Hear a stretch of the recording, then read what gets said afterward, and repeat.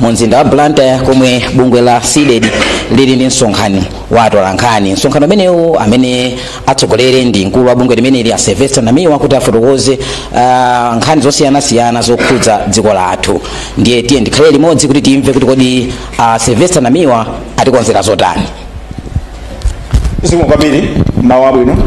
Poyambirira mundilole ndikulandireni atolankhani amene muli mu chipinda chino. Kachiwiri ndikuthokozeni chifukwa kuti tinakuitanani mochedwa koma simunanyalanyaze. Munachiona chinthu chofunikira kubwera kuti tizakhale limodzi ku msonkhano umenewu mamawa uno. Kachiwiri ndilandire amene akuti satira pa wireless komanso pa samba la mchezo wa Facebook komanso pa Mimbawa television. Ife Amalawi ndife mtundu umene timaziwika kuti ndiopa Mulungu. Chifukwa chimenecho ndimafuna nditakulandirani ndipemphe ozipereka kunena kuti aikize zonse zimene zichitike pano m'manja mwa Mulungu. A volunteer with a word of prayer.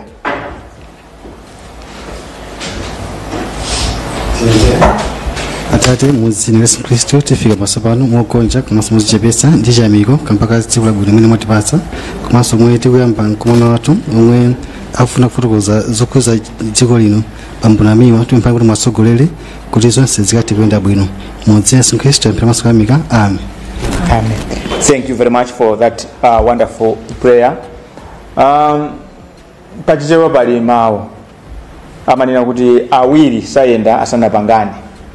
Anditchula zina langa ine ndi Sylvester Namiwa, mkulu wa bungwe limene ni bungwe lanu la SIDED, koma sindili ndekha ndi ndi azinzanga kuno. Ndimafuna ndapase chinkuza mawu kuti azitchule mayina awo ndikuwadziwa koma inu ni mboni kuti anthu nthawi zonse akamatchula mayina awo amawatchula monyadira bwino komanso moyenerera.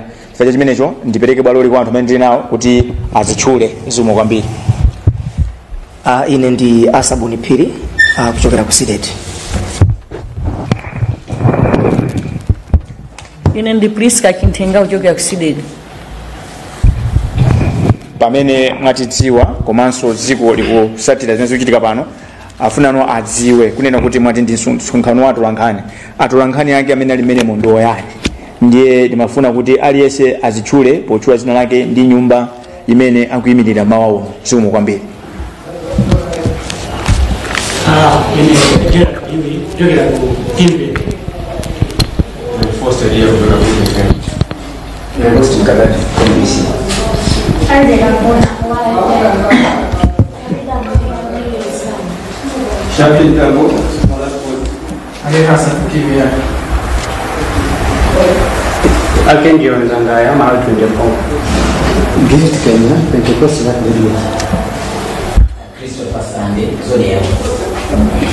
Zikomo kwambiri. Mutha kundivomereza kuti mphepo imene yamba kudusa muno ndi achibale chifukwa kuti tikuziwana kuti awo ndi auje. Ndili ndi chikalata chimene chili mu chiyankhulo cha Chisamunda ndiwerenga ndikamaliza Comrade Asabuni awerenga mu chiyankhulo cha Chichewa.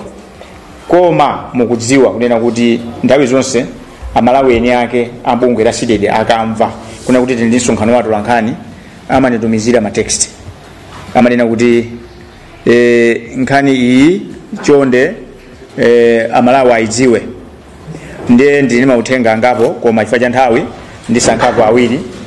Nkhani yoyambirira ndiona kuti munthu wina alimba text uthenga kundiuza kuti tikuthokoza kunena kuti nduna ya zachuma olemekezeka Joseph Mwanamveka anapereka maukadaulo dongosolo la chuma la pakatikati. Koma tikupempha kunena kuti amvesere ndi chidwi zimene anthu akuyankhula. Kula anthu ena amangolubwalubwa koma kula anthu ena amayankhula. Ndiye akuti amvesere ndi chidwi makamaka nkhani zokhuza misonkho. Nkhani yachiwiri ndionena kuti kwabwera uthenga umene ukunena kuti chinthu chimodzi china chimene anthu anavotera boma la DPP la Mutharika ankafuna kuti amve chenicheni pa nkhani ya ngozi ya ndege. Ndiye anandituma kuti pamene muchita msonkhano wa atolankhani mukanene kunena kuti Amalawi akudikirabe ndi chidwi kunena kuti kukhazikisidwe kafukufuku wina. Amalawi ali mafunso ambiri amene mpaka pano sadayankhidwe. Chinthu chachitatu akuti Amalawi akukumbukira bwino kuti mtsogoleri wa dziko lino Profesa Arthur Peter Mutharika adanena kuti nduna zake zipereka maripoti. Ndiye amalawiwo akulakalaka kuti pakhale ndondomeko kapena njira yona kuti azidziwa kuti nduna zimene zapereka maripoti ndiziti, zimene sinapereke ndiziti. Koma koposaposa amalawi ndi chikhupiro kuti APM umene ankanena kuti azipereka maripoti sangofuna zongolemba, ndunazo zizionetsa kuti zikugwira ntchito, and ntchitoyo phindu lake lizioneka. Amanena kuti uthenga sulemera, bungwe la SIDED limayimira Malawi, ndiye mauthenga akabwera timawerenga. Without much ado, allow me to go straight to the business of the day. Like stated in earlier on, I have a statement which I'm going to read out in English. Thereafter, my colleague Asabun is going to read the same in Chichewa. Press statement, Blantyre, Monday, 24th November 2025. Act on looted funds and presidential honor. The Center for Democracy and Economic Development Initiative, SIDED, is urging Malawians to start an honest and candid debate on who qualifies for the honor and privileges associated with the office of the former president of the Republic of Malawi. The urge has been prompted by events and developments that have characterized the immediate past regime of President Lazarus Chakwera. We at SIDED have the following serious question. Should Malawians reward cluelessness, mediocre, and petty thieving in the name of honoring a former president? Our considered view is that it is high time the honor of the office of the country's former president had some criteria in terms of qualification based on the holder's performance. We are of the strong view that presidents who lead the country in a worse situation than they found it, those that underperformed, to be precise, do not deserve the honor of occupying the office of the former president of this country and the associated privileges. Seriously, there is no merit and justification for that. Meanwhile, SIDED is appealing to the sovereign African development. SIDED is appealing to the sovereign African development community, SADC, and the Commonwealth former heads of states, the diplomatic community, the local and international organizations that mean well for the country to desist from hating Malawians further by engaging former President Lazarus Chakwera in any capacity of honor as the country's former president until he is cleared of any atrocities committed under his name. Thus far, we at SIDED are in agreement with the sentiments made by a prominent Tanzanian civil society group in reaction to the Commonwealth's decision to engage Chakwera as a peace envoy to that country following the recent disputed elections. We cannot agree more with the Tanzanian civil society grouping that Chakwera lost the moral ground to preach peace, let alone be entrusted with a noble responsibility of brokering peace, which is a preserve for statesmen, former leaders who leave the office honorably, and not those like him who are forced to leave after ransacking their countries for personal enrichment. For the avoidance of doubt, Chakwera presided over a regime that terrorized innocent citizens, where the Malawi Police Service, MPS, and the Malawi Defense Force, MDF, watched and joined the thugs that attacked and armed innocent citizens whose only crime was to exercise their constitutional right to peaceful demonstrations. More recently, while presenting the 2025-2026 mid-year budget review statement, Minister of Finance, Economic Planning and Decentralization, Honorable Joseph Manamveka, told the nation that the State House, under President Chakwera, spent within 6 months 67 billion of the taxpayers' money that was budgeted for the whole year. If that does not stand for daylight robbery, we wonder what would. Just a week before the September 16, 2025 general election, Chakwera shamelessly told the nation that he knew the corrupt officials at the National Oil Company of Malawi, Nogma, that were sabotaging fuel supplies in the country, but did nothing about those suspected thieves. Chakwera also tried to cover up the 10 June 2024 tragic plane crash that claimed the life of his vice president, Saulos Klaus Chilima, and 8 others at Ntungwa in Chikangawa in Katabe, by setting up a dubious commission of inquiry whose report left Malawians with more questions than answers. A sham of a report, so to say.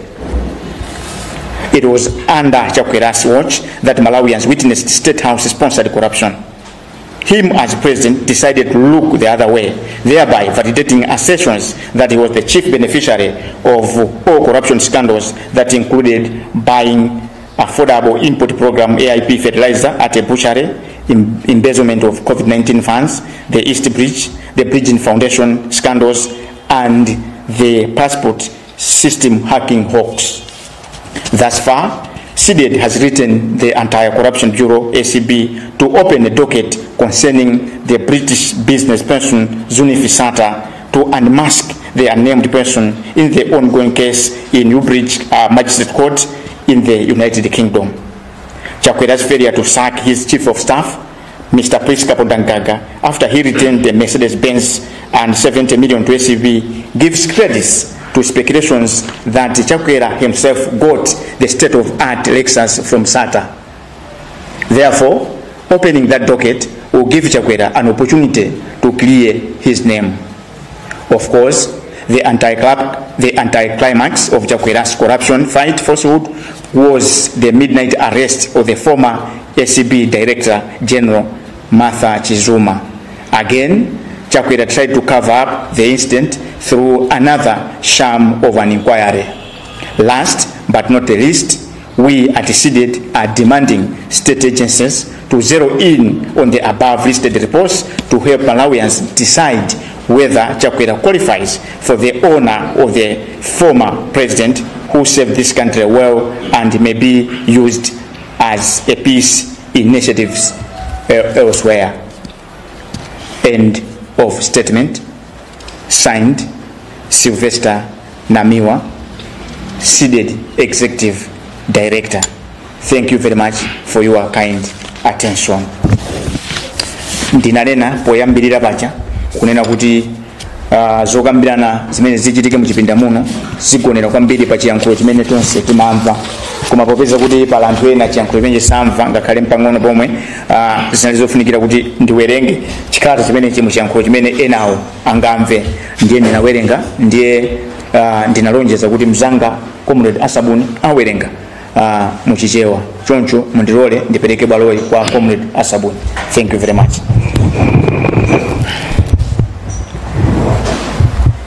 Zikomo kwambiri director. Monga mmene akambira director, mutu wa kalata yathu lero ndi kuchitapo kanthu pa ndalama za boma zosakazidwa ndi ulemu wa mtsogoleri wa dziko opuma. Bungwe la CDED likumema Malawi kuti ayambe kukambirana moona mtima pa yemwe ali woyenera kupatsidwa ulemu ndi kupatsidwa zinthu. Pempholi likudza potengera zomwe zakhala zikuchitika mu ulamuliro omwe wapita posachedwawo wa Lazarus Chakwera. Ife a CDED tili ndi funso lalikulu ili. Kodi Malawi akuyenera kupereka mphotho kwa anthu osazindikira, osasamala komanso akuba mopanda pache mdzina loti kulemekeza mtsogoleri wakale? Lingaliro lathu ndiloti nthawi yakwana tsopano kuti pakhale mfundo komanso zinthu zomuyenera munthu kulandira ulemu ngati mtsogoleri wakale wa dziko lino molingana ndi mmene wagwirira ntchito. Ife tikuona kuti munthu yemwe adzichoka pa udindowu zinthu zitawonongeka kuyerekeza ndi momwe adazipezera, uyo yemwe sadagwire ntchito yake bwino sakuyenera kulandira ulemu ngati mtsogoleri wopuma wa dziko lino, ndipo sakuyeneranso kupatsidwa zinthu zomwe mtsogoleri wopuma amalandira. Kunena zoona, palibe chifukwa chomveka chopangira izi. Padakali pano, CDED ikupempha mabungwe a SADC, Commonwealth, former heads of states, ofesi za kazembe, mabungwe akunja ndi a mdziko muno kuti asiye kuvulaza Malawi pochita mikumano ndi Lazarus Chakwera ngati mtsogoleri wakale wa dziko lino kufikira pomwe iwo achakwerawo adzasimikizidwe kuti sakukhuzidwa ndi zolakwika zomwe zakhala zikuchitika pa nthawi ya ulamuliro wawo. Ife kuno ku SIDET tikugwirizana kwathunthu ndi zomwe ayankhula mabungwe omenyera ufulu mdziko la Tanzania, pomwe bungwe la Commonwealth lasankha Chakwera kukhala mmodzi mwa anthu kapena kuti nthumwi zotsogolera zokambirana zofuna kubwezeretsa bata mdzikolo potsatira ziwawa zokhuza chisankho. Tikugwirizananso ndi mabungwe aku Tanzania kuti Chakwera alibe kuthekera kolimbikitsa mtendere, kamba kuti udindo ngati uwu umafunika munthu woti wachoka pa mpando wa mtsogoleri wa dziko mwa ulemu, osati atsogoleri ngati Chakwera omwe alephera kusankhidwanso pa upresident kamba kosaukisa dziko ndi kuba kopanda nako manyazi komanso kuzikundikira chuma. Pofuna kutsindika za izi, Chakwera adali mtsogoleri wa boma lomwe lidazunza nzika zosalakwa, pomwe m'malo moteteza anthu apolisi ndi asilikali a Malawi Defense Force ankangowonerera komanso kukhala mbali ya zigawenga zomwe zidavulaza anthu omwe tchimo lawo lidali kukwaniritsa ufulu wawo ochita zionetsero za mtendere. Kuonjezera apo, posachedwapa pomwe nduna ya zachuma a Joseph Mwanamveka amapereka ndondomeko ya zachuma ya pakati pa chaka, auza dziko lonse kuti nyumba zachifumu pansi pa Chakwera zaononga ndalama zokwana 67 billion pa miyezi 6 okha. Izi ndi ndalama zomwe nyumba zachifumuzi zimayenera kugwiritsa ntchito chaka chonse, osati theka la chaka basi ngati momwe zakhaliramo. Ngati ukusikuba ndife wodabwa kuti ichi nchiyani kwenikweni. Kutatsala sabata imodzi kuti chisankho cha pa 16 September chichitike mopanda manyazi, Chakwera adauza dziko lino kuti akudziwa anthu omwe akuchita katangale ku kampani ya Nokma pofuna kuti vuto la kusowa kwa mafuta lipitirire, koma sadachitepo kanthu pa anthu omwe amawaganizirawo. Chakwera adayeseranso kuphimba anthu m'maso pa nkhani ya ngozi ya ndege yomwe idapha yemwe adali wachiwiri wa dziko lino, Saulos Chilima ndi ena asanu ndi atatu pa 10 June mu chaka cha 2024 kuntungwa mboma la Nkhatabe. Iwo adakhazikitsa kafukufuku okayikitsa yemwe ripoti lake lidawasiya Malawi ndi mafunso ochuluka opanda mayankho. Mwachidule titha kungoti linali ripoti lochititsa manyazi. Ngati izi sizokwana, pa nthawi ya ulamuliro wa Chakwera Amalawi aona katangale onyanyira ku nyumba zachifumu, ngakhale iwo adali mtsogoleri wa dziko adasankha kuyang'ana kumbali osachitapo kanthu, kuwapangitsa anthu kuganizira kuti mwina nawo akhala akupindula pa nkhani za katangale zomwe zamanga nthenje mu ulamuliro wawo, monga kugula feteleza wa AIP ku Buchale, kusakazidwa kwa ndalama za matenda a COVID-19, nkhani za East Bleach ndi Bridging Foundation, komanso nkhani ya kuhakidwa kwa system yosindikizira ziphaso zoyendera.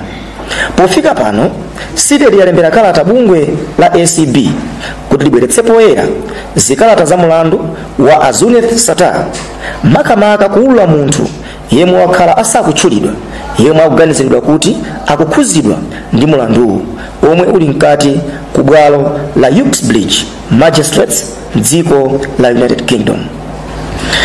Polephera kuchotsa ntchito a Prince Kaponda Mgaga yemwe adabweza galimoto ya mtundu wa Mercedes Benz ndi 70 million ku ACB uli ngati umboni woti Chakwera naye adalanduladi galimoto yopuma ya mtundu wa Lexus kuchokera kwa Satar.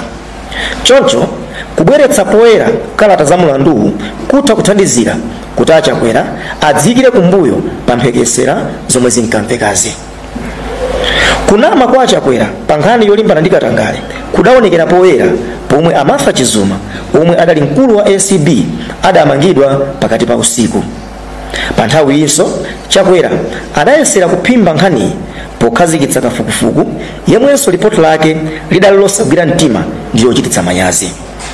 Pomaliza, ife ku SIDET tikuuza nthambi za boma kuti zikepo chidwi pa malipoti tapereka mwambawa ndi cholinga choti Amalawi athandizike kudziwa ngati Achakwera ali woyenera kulandira ulemu omwe amayenera kulandira mtsogoleri wopuma yemwe adatumikira dziko lake bwino komanso ngati akuyenera kumagwira ntchito yolimbikitsa mtendere m'mayiko ena. Chikalatachi chasayinidwa ndi Executive Director abungwe la SIDET Mr. Sylvester Namiwa. zikomo kwambiri comrade chifukwa chowerenga momveka bwino chikalata chimenecho. Ndikupira kuti Amalawi amva mvemvemve. Ndisanapereke balole kwa Priska kuti angakauche blanket, ndimafuna ndinene kuti lero tabwera ndi funso tikufusana Amalawi. Funso lichokera ponena kuti munthu akatumikira dziko lino ngati president komanso vice president amayenera kukhala ndi pension imeneyo imakhala yamuyaya. Ndiye tikubwera kuzafunsa lero kuti kodi wina aliyense amene watumikira mu office imeneyi ndiwene kuti azilandira ulemu wonena kuti ni president wakale komanso tizimpasa ndalama pensioni magalimoto china chilichonse moyo wake wonse mosalingalira kuti kodi nthawi imene anali pa mpando adachita zotani. Funso likubwera ifa ulamu wathu ndi wa democracy imayenera kuti pakabwera zinthu tizikambisana ndi kupanga lamulo. Funsoli labwera chifukwa chonena kuti mmene nduna ya zachuma imapereka dongosolo ku nyumba ya malamulo zidaululika kunena kuti ku nyumba zachifumu kunadyedwa ndalama ngati tomato 67 billion Malawi kwacha, ndalama zimene zimati zigwire ntchito miyezi 12 anazigwisa ntchito mu miyezi 6 zokha. Ndiye funso nkumati ndizoona Achakwera tizasonkheranso tizaonjezera ndalama zina. Kodi aliyense amene akhala pa mpando wa president akamachoka tizimulemekezabe tizimpasa ndalama yabe mosalingire kuti amapanga chani nthawi imene ali pa mpando. Ndi funso limene tikupereka lero ngati SIDET ku mtundu wa Malawi tikambirane moona mtima komanso modekha. Zikomo kwambiri. Ndipereke baloli kwa comrade Priscilla 1 minute mungakauche blanket. Ife Amalawi ndokhuzika kwambiri pamene Chakwera nthawi yake amangononga ndalama mopanda dongosolo. Achakwera kumene aliko ndalama aononga zambirimbiri pamene Amalawi tinali utani tikuvutika zinthu zimangokwera. Pamene amaononga ndalama Achakwera ife Amalawi tinali tikudya chiteze chiyambire cha moyo wathu sizinachitike zimenezo koma Amalawi chaka chimene chitadya chiteze. Maripoti amene atulusa Ayoswa Bere atulusa unena kuti 67 billion pamwezi amaononga 12.2 billion pasiku amaononga 372.2 million pawa amaononga 15.2 million pama minutes amaononga 259,000. Zikusonyeza kuti Achakwera ndalama zonse alinazo be. Ndiye tikupempha pamene alipo timafuna mwina Amalawi anatibwezera ndalamazo kuti zingagwire ntchito moyenera m'maofesi mwathu. Malinganaso ndi maofesi amainzathu mai zamba ndalama zonse so Achakwera tani aononga. Ndiye timafuna tipemphe Amalawi amene mukutionera amene mukutimvera time chimodzi kuti Achakwera abwezese ndalama kuti zigwire ntchito moyenera. Zikomo. Comrade Priska akuyankhulira Amalawi onse amakamaka azimayi. Amanena kuti zinthu kuti ziyende bwino pamafuna kuti pakhala azimayi. Ndiye mzimayi wayankhula koma zimvisa chisoni chonena kuti ofisi imene imasogozedwa ku ofisiko ndi mzimayi kumene konso kunali phwando langati kudya ndalama ngati akudya tomato kuti angakaonongeke. Comrade, kupatula kuti munawerenga chikalata nkuthekanso kuti mungakhale ndi mawu oti muonjezere. Ndikupaseni baloli 1 minute mungakauche blanket.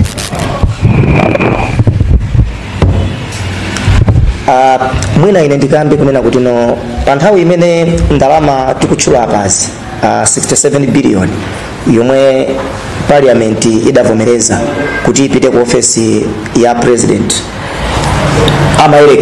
amayerekeza kuti ikupita ku ofesi ya president osati ku family ya Chakwera. Izi ndikulankhula chifukwa chonena kuti no ofesi ya president imayenera kuti igwiritse ntchito ndalama zimene zikwa chaka andi Achakwera ndi family yawo mukugwiritsa ntchito ndalama zimene zikwa miyezi 6 zikusonyeza kuti no Dr. Chakwera atibera ndalama ngati Amalawi. ndikuti achakwera abandalama pafupifupi 33.5 billion. Imene tikunena pano sikuti yonseyo amaliza kugwiritsa ntchito yayi. Mmene wapambira mchemwali wangayi kunena kuti ndalama iyi achakwera akuyenera ndithu alibwezere dziko la Malawi. Ndipo awa ni mayeso oyamba ankulu wa bungwe limene la Anti-Corruption Bureau kunena kuti achakwera akuyenera kunena kuti ndithu ayitanitsidwe afunsidwe kuti ndalama zimene zizi agwiritsa ntchito motani. Apo ayi kumangidwa kumene chifukwa ndalama zimene zizi ndi misonkho ya ife ya Malawi. Tikunena pano sizoyeneranso kuti boma lidzikhala kalikili koma kasaka ndalama zina zoti zigwiritsa ntchito ku State House pamene ndalama zilipo kale. Now oyimba wina otchedwa Mkasa adayimba nyimbo imene ananena kuti koma anzanu ena anapanga mwano posamuka. Mu nyimbo imeneyi amalankhula za mkulu wina amene anapanga chipongwe mudzi wonse kwathunthu.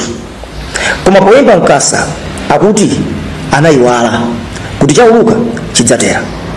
Ndimamva achakwera akuza mtundu wa Malawi pa press briefing kuti akupanga madongosolo kuti kutsogoloko azabwererenso mboma. Nene mazifunsa kuti mboma mafuna azabwerere ngati kansala ngati ndani, chifukwa malipoti ngati awawa akusonyezeratu kuti Amalawi sangakhalenso ndi luxury yodzabwezeresanso achakwera pa mpando chifukwa dziko lino analiononga kwambiri.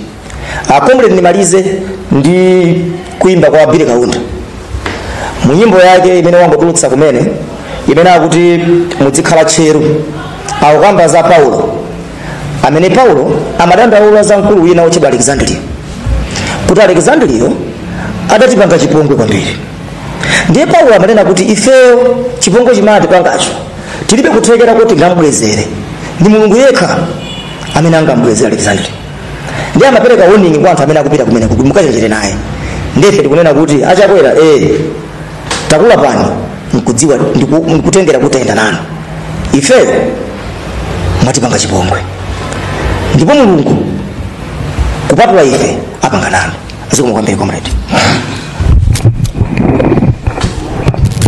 Ndimakulondolani bwino comrade. Nyimbo ya Mkasa ija adanena kuti pochoka adakatira chiteze adakapasula mjigo, koma achakwera ndi gulu lawo chomvesa chisoni cha manyazi china nchonena kuti ndifake kufusafusa kuti kodi akulu amenewa akuyeneradi ndithu apasidwe ulemu wa mtsogoleri wakale chifukwa ndi anthu awo adakayipisira ku nyumba ya chifumu ndi kuyankhula pano ku nyumba kumene kuja kufunika ndalama zinaso zambiri zoti zikonzedwe. Ndizikhala ngati kuti 67 billion inachulukira kwambiri. Adadya adazimbidwa ndi adayambanso kuyipisira nyumba ya chifumu kuti kufunikanso ndalama zina kuti ikakonzedwe. Ndebe funso ndomwe kuti kodi achakwera awa akuyeneradi ndithu kuti azilandira ulemu wa president wakale wa dziko lino. Achakwera wadi ndithu ndiwoyenera kuti azikatiyimirira ku mabungwe ngati SADC, akuyeneka kuti azipita ndithu azikatiyimirira ku mabungwe aja a Commonwealth atsogoleri opuma pa ntchito. Kodi achakwera awa ndiwoyenera kuti alowe mu ligi ya acheya timalemekeza former president Dr. Bakili Munuzi, alowe mu ligi ya former president Dr. Joyce Banda. Sakayipisa anthu amenewa akapaka zopakapaka. Now this is why we are demanding that we need to engage constructively. We need to begin debating who deserves the honor and the benefits associated with the office of the former president. We need to develop key performance indicators that we should be using, because apakazioneka kuti tikangotenga kuti basi popeza munthuyo adakhalapo ku nyumba ya chifumu ndiye ndi president wakale wopuma, tizipeza kuti tiziombera mmanja zinthu zosayenera, tizipereka ulemu kwa munthu osayenera. Pa Chingereza manena kuti respect is reciprocal. Pa Chichewa timanena kuti mukuwawa were na mwanapwa na wene umwere mwanapwa.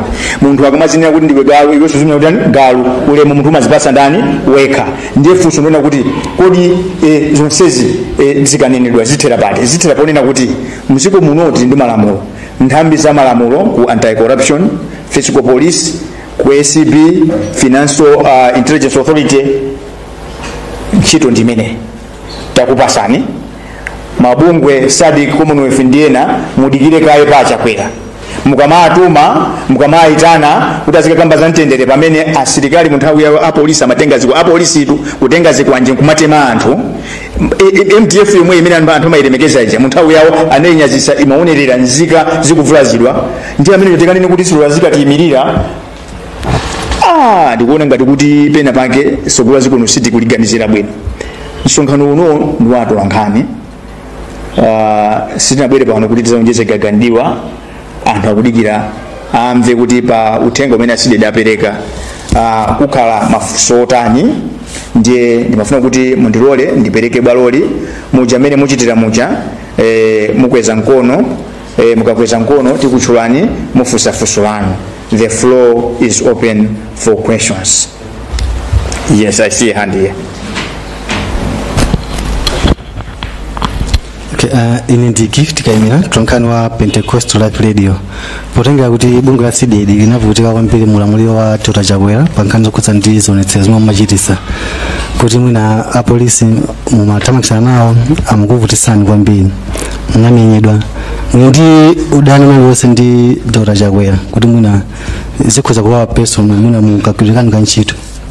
Chachiwiri mbuyo mukunali bungwe la DC imene inachosa kwambiri ndi nkhani za zionetsero tonse akansita lawa mboma DC inakhala chete ndi apanso CDD imene Dr. Chakwera munatengesa kwambiri mwina panopa pamwe boma ulamuliro wa sintha tikhoza kuona so mwina CDD inakhala chete ndamene achita DC nanga sichitika kuti mwina atsogoleri ziko ino Professor Peter Mutharika akusankhana na miwa kukhala mwina amulangize pa nkhani za NGO wa mwina kupita ku embassy mukhoza kuomera nanga zinchito za CDD zikhoza kwenda motani popeza anthu ambiri amauzuzana na mabungwe kuti mumatha ndithu kusintha mawanga boma so ikasintha ziko kwambiri ndi ankhiretu funso yamba mnena kuti ine ndi amene napindula kwambiri pa ulamuliro wa nkhanza wa Chakwera anandimanga 2021 ndikundiyendesa maboma atatu ndikukandimanga cheni cha miyendo iron leg anandimangapo mu area free anandika cheni miyendo ku area free kucha the following year 2022 napangidwa abduct 2023 anakatipanga attack pamene papanga mbindikiro wa ndrama izitabedwa za kubucha ndama za federeza 2023 anakatipanga attack malo olowera chipata cholowera ku Capitol Hill 2024 naponya nawo pang'ono adamenya anthu pamene pacha 2025 ndimene minaziona zija ndimafuna ndinene ichi kuti ntchito imene timagwira ine siya person siya kunyumba kwanga ndikanakhala kuti ndimapanga za person ntchito ndiyowawa ndiyovuta boma lapita lija limafuna moyo wanga amafuna kundipha koma thandizo langa linachokera kwa Mulungu amene akundisunga choncho ineyo ngati munthu ndilibe chifukwa ndi wina aliyense ndinene pano so sindinganene kuti is person ndifanya ke zinthuzi tasira ma state agencies kuti agwire ntchito yawo imene akuyidziwa mwina ndakuyankhani pamenepo ndilibe person zonse zimene upanga ine si za person zinakhala za person bwezi ntasiya ntchitoyi ntasiya kugwira ntchitoyi koma ndimaziwa kuti ndikugwirira ntchito amalawi choncho nothing person no grudge whatsoever but let the rule of law take its course.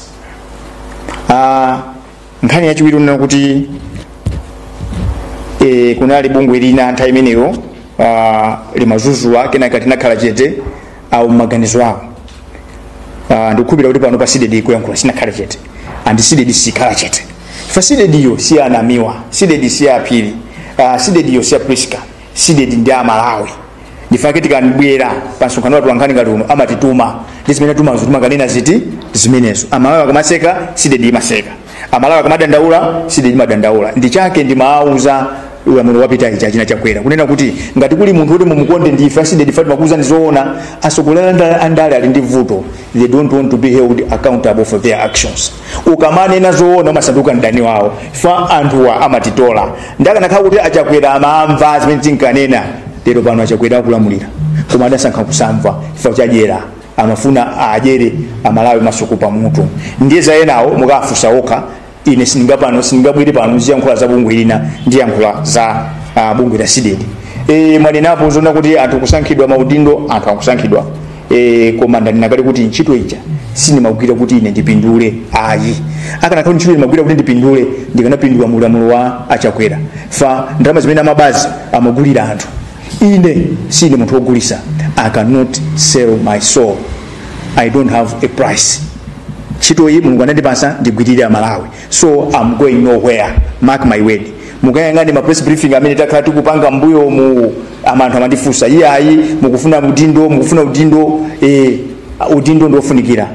There is nothing wrong kusankhidwa ndikatumikira dziko lako, koma muziwe kuti as I'm sitting here, as I'm talking to you, I'm also serving my nation. I'm serving Mother Malawi. So you should accept and appreciate the fact that I'm serving in this capacity and I'm here, I'm going nowhere.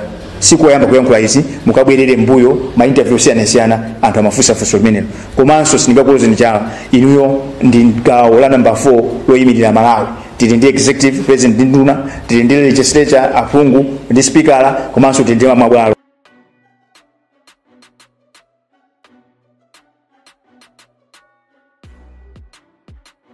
Nde pachinayi pamabwera inu mukugwira ntchito yanu takonda kuti simukusunga mafunso mukufusa. Ndikupita kuti ndakuyankhani pa mafunso amene mwafusa. Yes.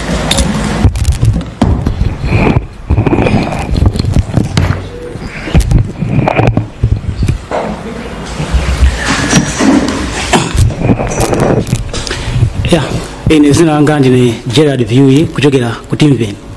Ngati ndamvesera bwino lomwe nkhani zimene zakambidwa apapa kwenikweni tukamba nkhani zoonongeka kwa ndalama za boma zimene zili misonkho ya Malawi. Kwa potengera history zikuonesa kuti ma president ambiri, ma former presidents kapena ma presidents opuma akhala kukhuzidwa ndi kuononga kwa ndalama za boma, komano milandu yake yakhalesa kuziwika bwinobwino kuti kodi yathera pati.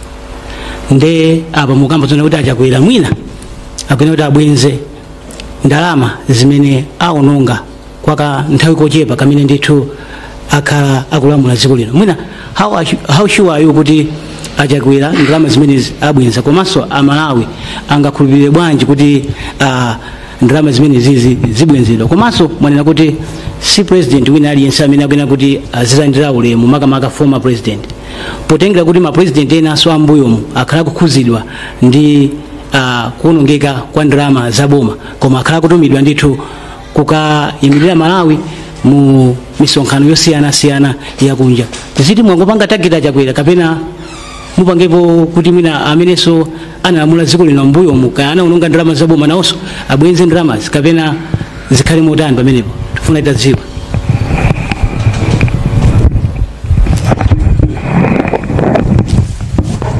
With due respect, funso lanu labwino kwambiri koma limafunika evidence ndi zitsanzo. Mukayiwerenga statement yathu ikunena kuti Achakwera anatenga 67 billion ayidya ngati makaka, ndalama ija inali 12 months ayidya 6 months. Achakwera mu nthawi yawo ali commander in chief, asilikali ankhondo komanso apolisi amaonera anthu akumenyedwa, anthu amavulazidwa. It is on record, evidence is there.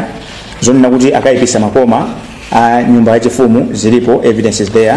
Zonena kuti anadya ndalama za COVID, evidence is there.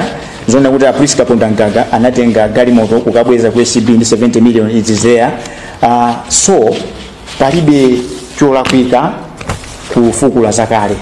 Ndeno tikupatsa assignment kunena kuti zimene muli nazozo mukazipange mmene zapangiramo, ndiyenso mwauze ICB, Financial Intelligence akuti kuti president wakale anapanga izi anapanga izi, chifukwa kuti palibe amene ali pamwamba palamulo. Koma ife lero nkhani imene tabwera nawo lero ndi Achakwera umboni ulipo. Ndiye tikunena kuti Achakwera awayitane, chifukwa tangoyankhula pano iwo palibe awayitana nthambiwo ndi maumboni amene alipo. Ngati munamvesera nduna ya zachuma onaboma namveka manena kuti zimene akuyankhula nyumba ya malamulo evidence ilipo. Sichoncho zonse zimene takamba apa umboni ulipo.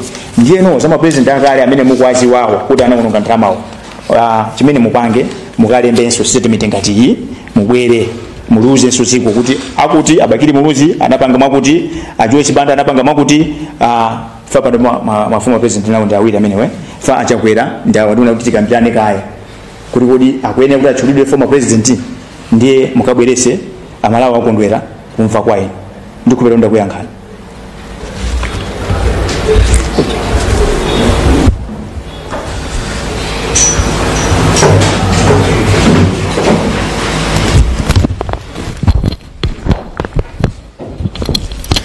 Dzina langa ndi Farida Muheya kuchokera ku Radio Islam. Funso langa likhala lokhuza za lipoti la ndege zomwe mwayankhula kuti achakwera anapanga boma lawo linatulusa lipoti la ndege labodza. Nde timafuna ndifunse kuti anamiwa nthawi imeneja munasankhidwa kuti mukhale gulu lokuti mupange nawo kafukufuku wa lipoti limene lija, koma munatuluka pa zifukwa zomwe munafotokoza.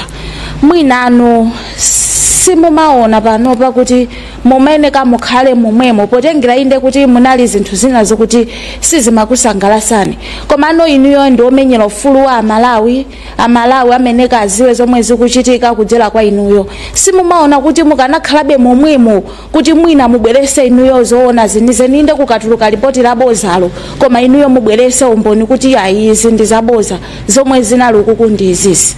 Potengera kuti mwakhala ndithu mukuyankhula lipoti lija labodza kutuluke lipoti lina labwinobwino. Siku ngabiri funso labwino lero ndakondwera kwambiri akwera mafunso amphamvu kwa basi. Mwina ife kuti ku Blantyre kuno nasowa. I mean it's welcome back to Blantyre. Thank you so much. Nkhani ya Commission of Inquiry pali act dinene chikuti dziko la Malawi ndi dziko la democracy. Ndiye democracy imakhala ndi malamulo. Munthu samangozuka kupanga zimene akufuna. Tili ndi lamulo la padera Commission of Inquiry Act. Commission of Inquiry Act imanena kuti president akasankha commission ija ikakumana imayeneka kuti ikambisane ku msonkhano wake woyamba kuti kodi zimene tizikambirana tizipanga on camera kapena tizipanga mobisa. Ndiye mafana nene kuti ine nali munthu mmodzi ifasidi timalimba kunena kuti anthu ali ndi mafunso pa ngozi ya kuchikangawa zimene amayankhula achakwera nduna zawo ndani sizikugwirizana, ndiyeno adakhazikitsa Commission of Inquiry anandichikamo. Ndinene lero kuti amafuna andipake mpoza maso. Amaona ngati kuti asidedi ndi anthu opepera, asidedi si anthu opepera. Akiti ndanena ija imanena kuti anthu agwirizane kuti asankhe kuti kodi zokambiranazi zikhala in camera kapena tizibisa. Ndiye komiti ija idasankha kuti azikambirana mobisa. Ndiye funso kumanena kuti amene anali mafunso ndi Amalawi, commission ija ndi Amalawi, ndalama zake za Amalawi. Amafuna tizibisa chani? 1 2 anthu amanena kuti ayo kanakhala momo kumene kuti amavota amanena kuti amapanga collective decisions. Kusonyeza kuti ngati muno tili anthu 15 ndiye kuti anamiwa akunena kuti iye aitipange poyera anthu aja akavota. Ndikuweza kuti vote yapanga 14-1 anamiwa aluza. Koma pakuti apo zonse zinthu zija akanena ngati anamiwa anapanga nawo. Ndibeleze pamenepo. Ku Commission of Inquiry amakanga ku cabinet. Amati collective decision. Mmene tili muno tuwerengane tili anthu angati ndiye tivote. Amene achuka acha chiganizo chikuti atani atengera chimenecho. Ndiye mu nyumba mu anthu aja nadakambirana kale. Ndifanira kuti ngoti APM is a statesman. The first thing akanayambira kwa amanga anthu saja. They lied under oath. Ananamiza mtundu wa Malawi. Kunama utatenga utalumbira ndi mulandu ku Malawi. Those people are supposed to be arrested. They did this country injustice. Because pasidwa ntchito yote apeleke mayankho mapeto wake anakapeza kuti anakabwirisa zifulipiti za mafunso. Mwachisanzo akuti pana docket imene anapanga detective a police koma kwera afere anayikaniza. Pamene chikhalire cho commission ija ndi mphamvu zofanana ndi high court. Ndani anganyalanyaze chigamo cha high court pa. Nkhani zonena kuti achakwera analimbidwa phone ndi president wa ku Zambia. Mukuziziwa zimenezo. Ngozi itachitika the first person to call anali HH kumuimbira achakwera umuzo ndege kwa pakuti. Ndifanya na kantha yonse yosa tuza kutundua Malawi. So ukhala bonga kumene mja ndikanapakika magazi. Anthu muziko muno ndi magazi. Aja ndalama za magazi. Ine ndinakana ndipo ndi makana sitimafuna kugwiswa ntchito pena paliponse. My conscience is clean. My conscience is still life. I cannot sell my soul. So nachokamo as a matter of principle because I believe in transparency and accountability. mukakapita section 12 ya malamulo akulu a dziko limanena kuti mphamvu zimene anthu amalamulira wabwereka koma kuti azigwisa ntchito mphamvu zija amafuna kuti akhale ndi chikhulupiriro kwa ife ovota koma mphamvuzo azizipanga poyera ndiye mukazaona anthu akubisa anthu akupanga zawo za mdima ndifaka chakwera malengeza zangozi cha usiku pamene anali atayiziwa 10 minutes after ndege kugwa ma 10 o'clock HH anayimbira chakwera mboni ndifoni yawo ya chakwera so vuto limene ndi Malawi Congress Party amaganiza ngati ndose ndifa anthu opusa so amafuna ndigwise ine ntchito andibake ine conscience yanga ndi yamoyo ndikuwa lunda kuyankhani funso limodzi lomaliza we don't have all the time on earth ngati palibe tichezerane mu 1-on-1 koma mbe sanafike kumeneko mundilole angakauche blanket comrade Asabunpire 30 seconds.